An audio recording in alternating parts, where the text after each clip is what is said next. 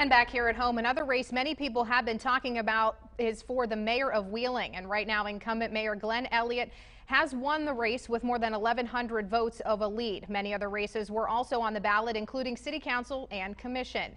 Now, Mayor Elliott has been in office since 2016. 7 News reporter DK Wright is outside of the city building right now with the latest on who's in the lead and what has gone final. DK, what can you tell us?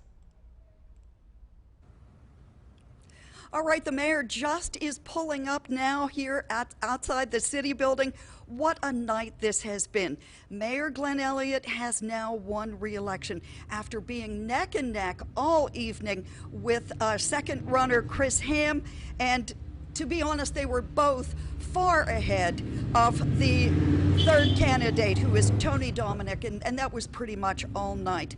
So it was back and forth, but now it is clear that Glenn Elliott will have another term as mayor. Now, this includes 39 of 39 precincts.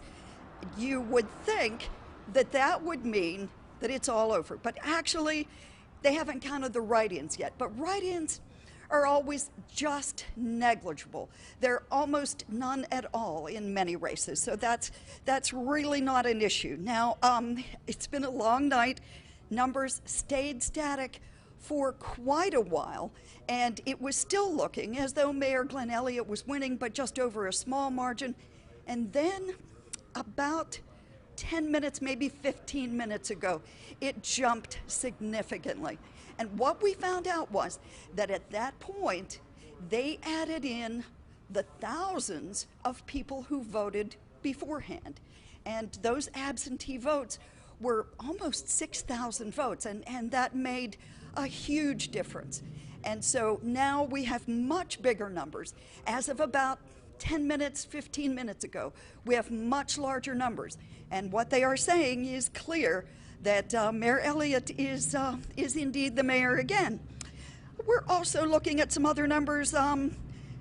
It appears Chad Thalman, who's the vice mayor, has beaten John Bishop. And again, that was a back and forth race that we really didn't see until the very end. Let's go to Ward 2. Looks like Ben Seidler is clearly the winner in Ward 2. Ward 3, we have Rosemary Ketchum as the winner, and here's the mayor. Sorry about that. Sorry about Mayor, that.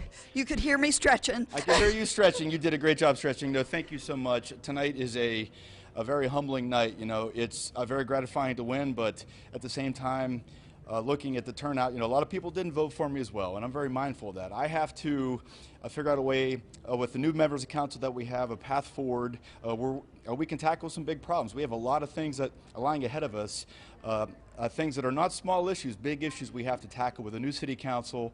I'm going to dig in tomorrow. I'm going to celebrate tonight, but I'm going to start first thing tomorrow, dig in, reach out to all the folks who have won, and figure out ways we can work together.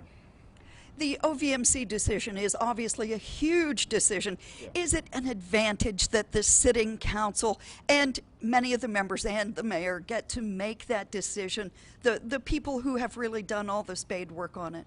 I think it's definitely something, the current council, all 7 of us, have spent hours and hours and hours in not only touring those facilities, but actually going over the numbers, looking at the pros and cons. It's a very complicated project.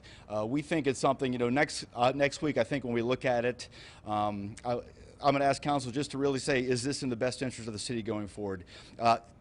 Either we do act or we don't act. If we don't act, what's the alternative? What is going to happen to 700,000 square feet of building? Just off our downtown business district. So it's a thing we're going to have to look at. I can't predict tonight where the current council is going to be, and whatever the current council does, then the next council is going to have to inherit that decision. So there's a lot of things that still have to happen between now and then. But I just got to kind of catch my breath after tonight.